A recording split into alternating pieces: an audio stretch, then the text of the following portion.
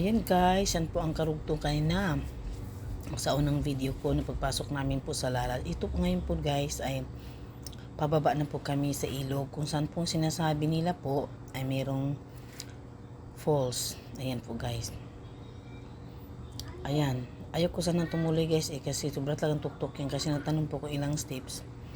155 din. So, okay lang din kasi yung sa Tinago is yung una naming sa punta sa Tinago is sa 355 yun, kaya inaisip ko baka kayanin ko.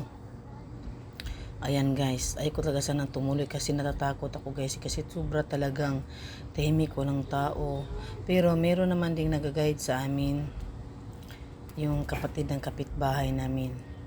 Sa Osamis pala ito, ayan o, yun po nag-guide sa amin. Sa Osamis pala to guys, sa Osamis. Sakop pa rin po ng Misamis Occidental. Tinatawag po dito ay Muntol, lugar po ng Muntol. Kung saan po yung mga bundok na palagitnaan po itong ilog na to. Ayan guys.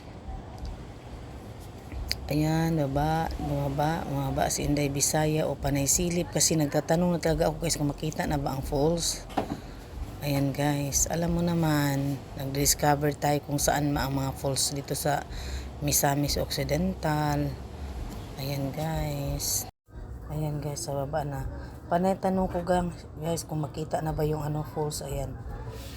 Tinuturo din sa sa kapatid ng kapitbahay namin. Ayan. Ayan po guys, tingnan nyo guys. Pababa na yan guys. Grabe, ang hirap talaga sa daan guys. Tapos tingnan mo yung hagdan na guys, malumot. Kaya madulas, ibig sabihin wala ganong umaakyat, wala ganong umababa. Gulat na gulat pa nga yung babae guys, yung yung may-ari sa sa swimming pool kasi sabi namin, bababa kayo. Yan po guys, kita ko talaga sa reaction sa may-ari ng swimming pool na para talagang mayroong something sa baba, nakatakot-takot talaga yung baba. Kaya ito talagang asawa ko, tuloy pa rin, tayo na, sige na, baba na.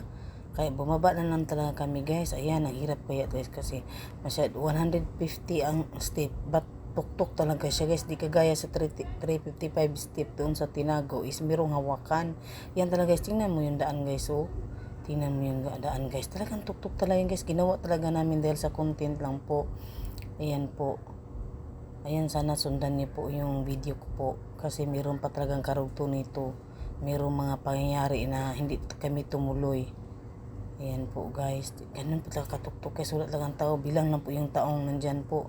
Ako at saka yung nag-guide at saka yung asawa ko, tatlo lang po kami. Tapos tinitingnan ko yung bundok guys, tingnan mo. Tinitingnan ko yung bundok, wala talagang katao-tao. Yan guys. Ayan oh. Yan guys. Meron pang karugtong guys. Thank you for watching.